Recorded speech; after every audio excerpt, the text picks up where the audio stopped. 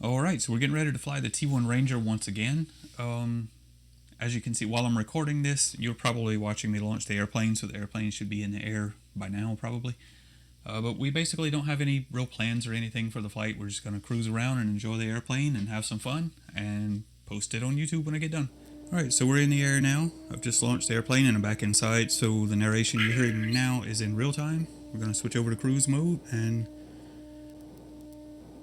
take a look around. As you can see, the sun has set. If we make a quick turn back in this direction, we can look over the wing there and see the sunset. So with that said, we're going to cruise out in this area and just like I said, enjoy the airplane. Everything's tuned up and flying well, so we're going to stop focusing on improving things, and for this flight we're going to enjoy or focus on enjoying things, pretty much. As far as changes to the airplane, the only thing I've done since the last video, you might have noticed in the last video my artificial horizon was a little bit lower than the actual horizon. It's because I remounted the camera different after I fixed the wiring, soldered the wiring on it. I moved that up a line in the OSD. I kind of like the downward facing camera view that we have right now. So I just moved the AHI up in the OSD to closer match the actual horizon. I could probably still move the camera up just like a couple of degrees to get it exact, but this is close enough for now. It's totally serviceable. And the other thing, I made a change to the flight options parameter. I enabled bit 6, which takes care of the oscillation right after the auto launch. It's something I had noticed before, and it's basically what was happening is Pilot, when it launches with no airspeed sensor, it takes a minute to figure out the actual airspeed and wind speed and all that good stuff. And in the process, there's a point where it thinks the airplane is moving slower than it is in the air, or the airspeed is slower than it actually is.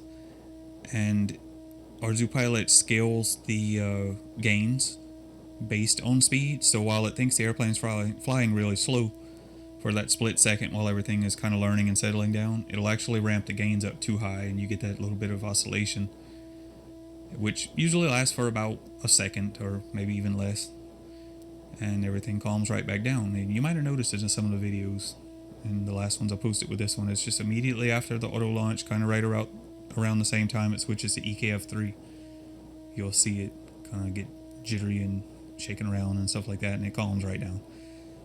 But enabling that flight options bit 6 limits how far it can scale the gains during takeoff. So it does exactly what I needed to do to solve the problem I was having. So we've done that, and it seems to be corrected. Fly-by-wire A. So I'm going to switch to fly-by-wire A so that we're not cruising. And we want to... Well, I saw that car passing out on the roadway there, the vehicle. I was going to go and follow it, but they're moving pretty good. Probably faster than we are, so I'm not going to try to catch them. But we are going to get back and fly around low out here and just kind of enjoy the airplane.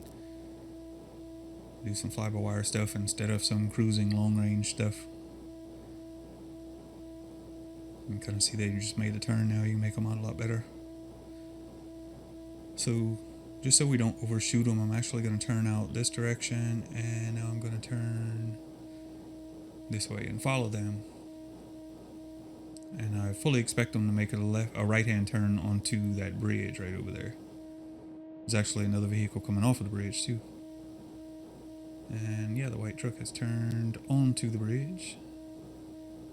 And the other one is more than likely going to make a right-hand turn back on the road where the white truck just came from. So we'll just kind of hang out in the area a little bit, see if we have a vehicle to chase. And yes, they are making the turn as we expected.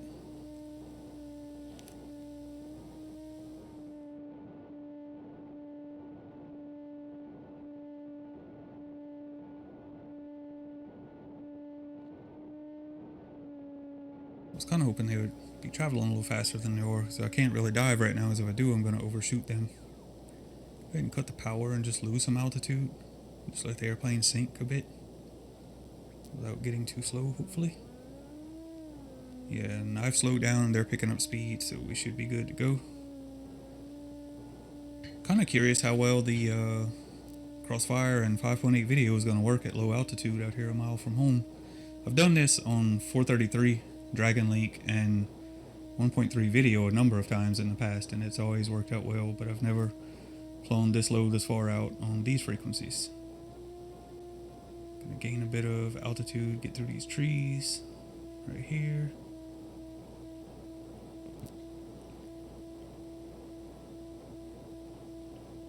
I'm actually feeling effects of the wind down here getting bumped around a little bit. And yeah, this is where we'll have to peel off just to get away, because you can see that's all grown up that way. That's where the road goes back into the woods. So yeah, it's actually a little bumpy down here this low. I didn't expect that. It's usually bumpier up high than it is down low.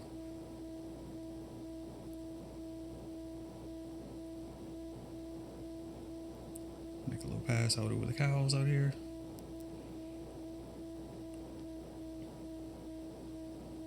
And there's the shed coming up there that we've flown through with a few of my airplanes in the past, but I don't know if I want to do it with this one.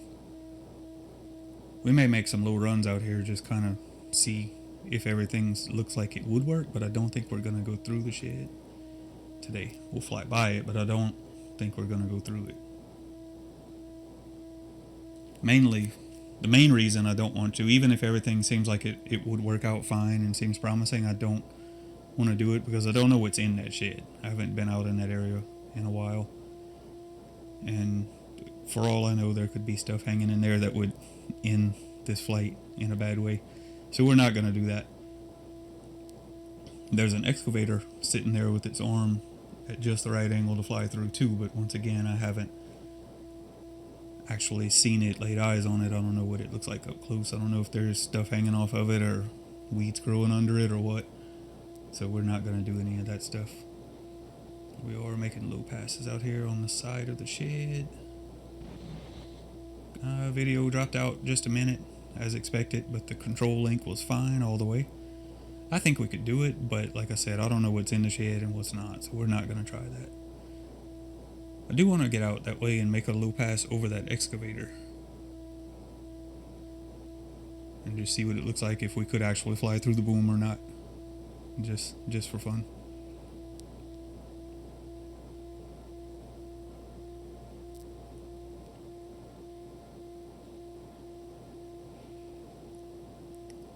So yeah, let me get out into this direction. I want to kind of adjust my antenna here on my radio.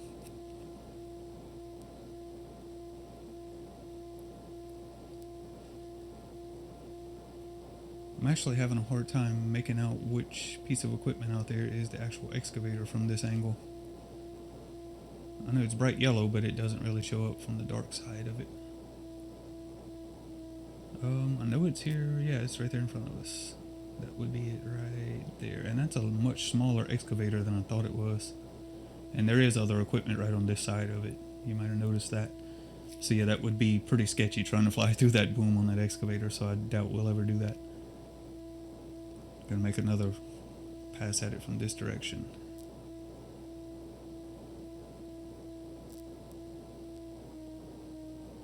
Let's see, we should be able to see it. Yeah, right there. It shows up a little better with the lighting from this direction. You can kind of see the colors of it. Yeah, it's much smaller, and there's another large piece of equipment right on this side of it that you would have to kind of miss.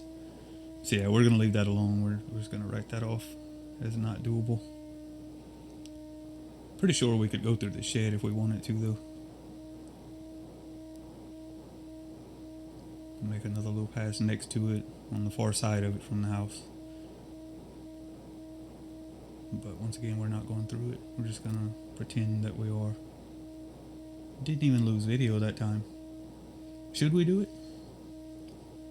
Wouldn't be the first time I said I was just gonna kind of feel it out but not do it, and then I turned around and flew through it anyway.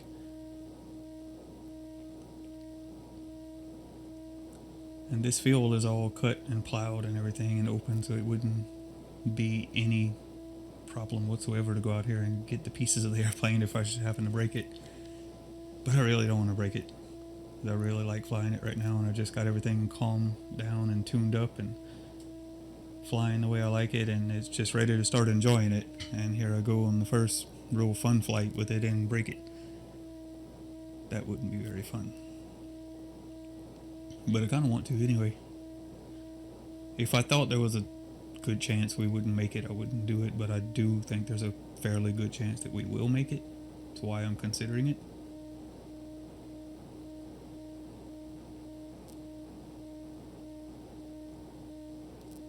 And yeah, if you're wondering, all this rambling I'm doing is me trying to talk myself into going through here. Trying to convince myself that it's okay. So we're lined up on it. We can do it if we want to. There doesn't seem to be anything in the way, and it's too late to back out now, so through the shed we go. Nice. Pretty uneventful. I don't know why I always get so nervous about that. But we can add this one to the list of airplanes that's flown through the shed.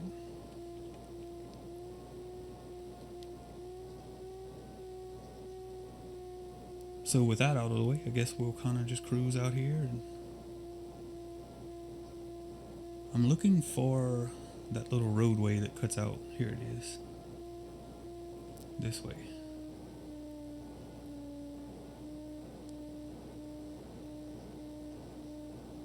I like to get down low and fly this little path through the overgrowth here sometimes, but as you can see, it's kind of sketchy with the video.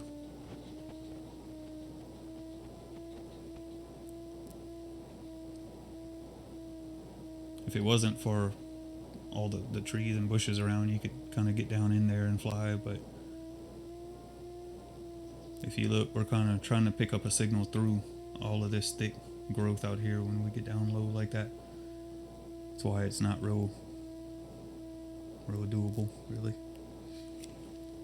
So yeah, let's maybe get down and fly low over this plowed field, I guess. I'm just kind of curious how low I can go out there. And there's another thing I want to test too. This is actually soybeans in the back end of this field. It's plowed from this break out to the road, so off from where I'm flying right now, you can kind of see where the rows of soybeans stop. From there all the way to that tree line out there is just all fresh plowed dirt. So maybe we can fly right down on ground level without any fear whatsoever of hitting anything.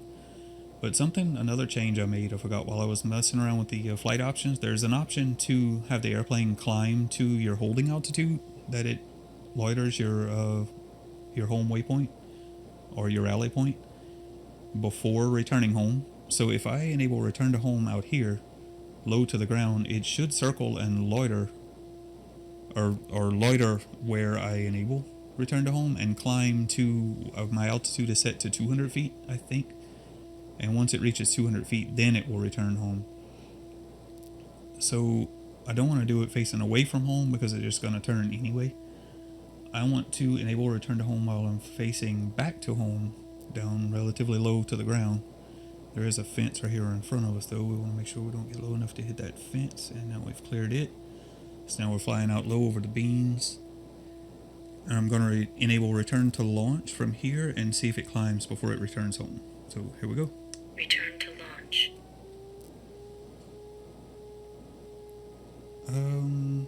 No, it's just flying straight home. And I do think I enabled that option. Maybe I didn't. I'll have to double check that. I know it was an option that was in there. I saw it. And I was thinking it would be fun to enable it and try it. I thought I enabled it. Maybe I didn't, but I will double check that. And I'll overlay a little note on the screen whether it was enabled or not, because it didn't do what I expected to do if it was.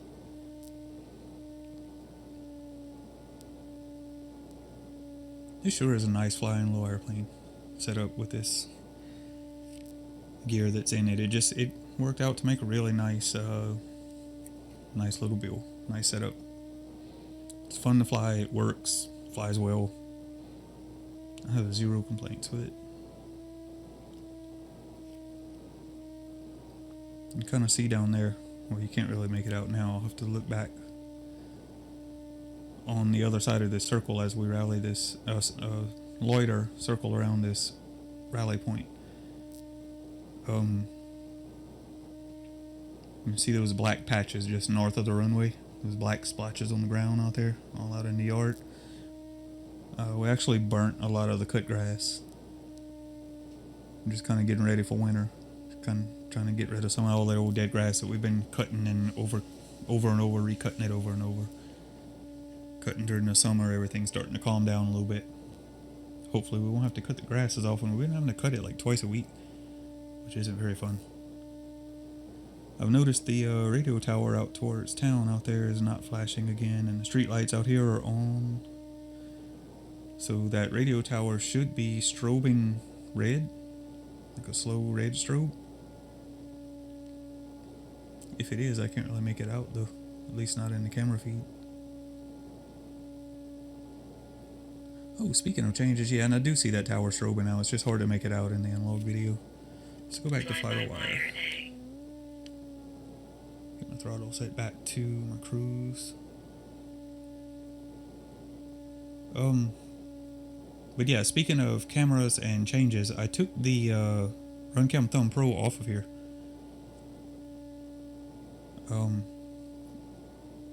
I had said from the start that it was just kind of a temporary mounting position. That's why I mounted it the way I did with some of the camera blocking the view and all that good stuff.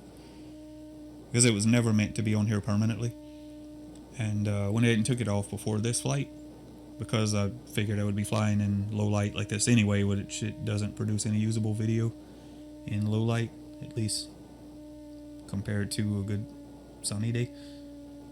So I went ahead and took it off, and I don't really see any changes in the way the airplane flies or anything like that.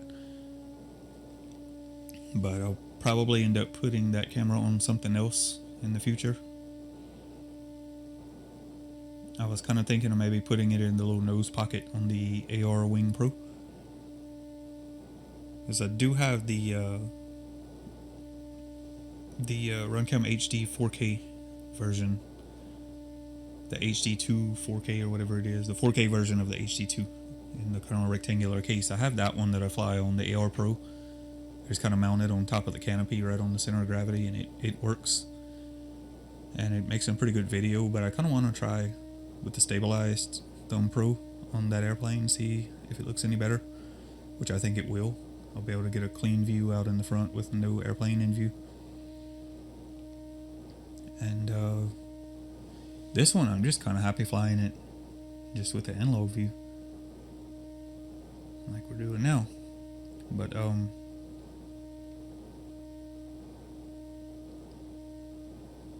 don't really miss having HD. I don't even use the HD every time I fly it anyway.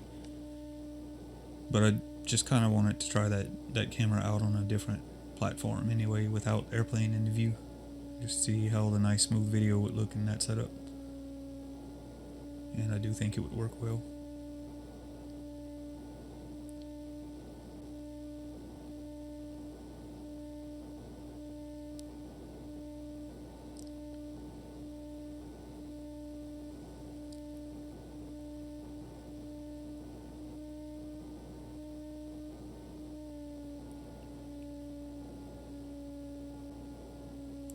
So I mean, I've pretty much done all I wanted to do and more with this flight, and it's gone on for 18 minutes. We've only used about half of the battery, a little more than half of what I would actually fly out. We're at 1600 right now, and it's a 3000 lithium ion.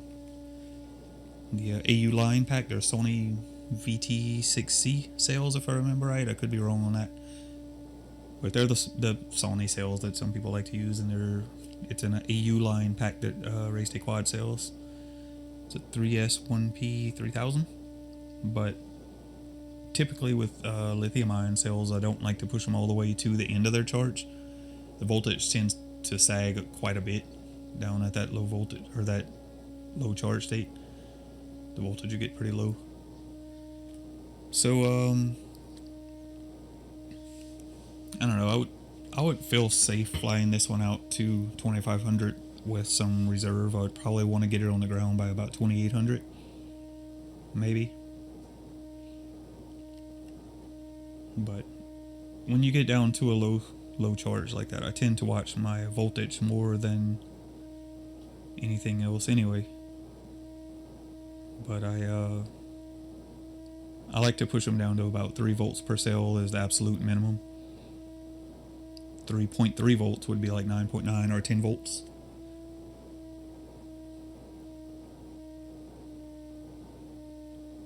Well, actually, I think 3 volts per cell is a pretty good number for lithium ion, because the lowest charge, lowest voltage you should run them down to safely without damaging the cells is about 2.5 volts per cell, if I remember right. Which in this case would be, what, 7.5? That seems awfully low, though.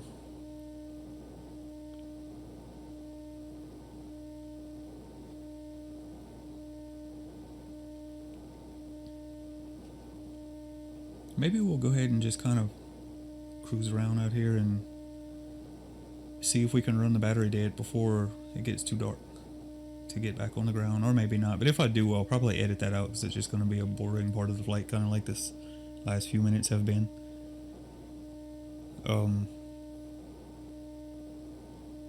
The way that sun looks over there over the horizon, we still have a bit of light left before it's going to be too late to fly. I keep looking for my tilt control. I would kind of miss having a tilt on here, but I really like this super small and sleek pan setup. That's just a little camera that barely protrudes out of the top of the fuselage there. It's no more drag than if you just stuck a camera on with no pan servo, and putting a tilt mount on here would induce quite a bit of drag relative to what we have here, so I probably won't bother with it.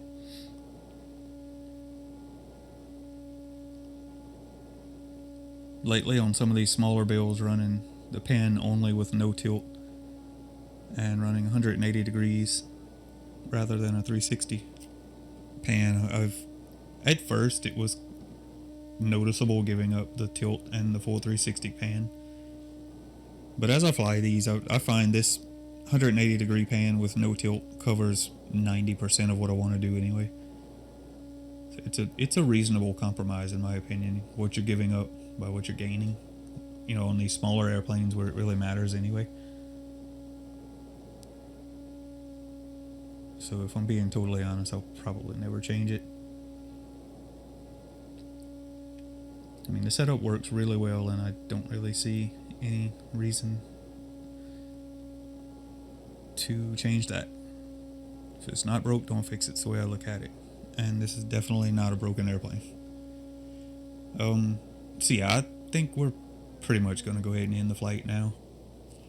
I don't think we're going to stretch it out and try to run the battery down. I mean, if I'm really curious on how long I could keep it in the air, I could just calculate it, basically. Now I'm going to land downwind like this, because this is the way my antennas are pointing. It's showing I have a 9.6 mile an hour tailwind right now, which I don't know if that's totally accurate or not. Although I do kind of feel it once I get down here at treetop level. You can see we're kind of getting bumped around a little bit. But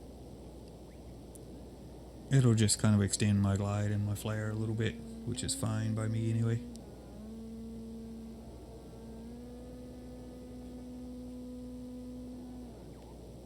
And you can see there that airspeed estimate is wrong, and you can see it was kind of bouncing the gains around a little bit. That might have been what I thought was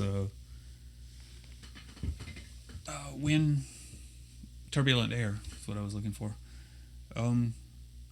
Yeah, let's go ahead and turn down the power on my video transmitter. We'll go ahead and disarm. Disarmed. So that's going to be the end of the flight. Thank you for joining me for another one. Should have some interesting stuff coming up here in the future if things go as planned. I don't want to talk about it too much yet in case it doesn't come to fruition. But there is a couple of projects that I'm working on that should be pretty fun. Like I said, if they happen. If not, well, we'll just keep doing what we're doing. But yeah, thank you for watching the video. Questions, comments, go below the video in the comment section as always, and I will try to get to them as soon as I can. Thank you for all the likes, comments, questions, shares, anything you want to do to promote the video. So, see you in the next ones. Thank you for watching this one.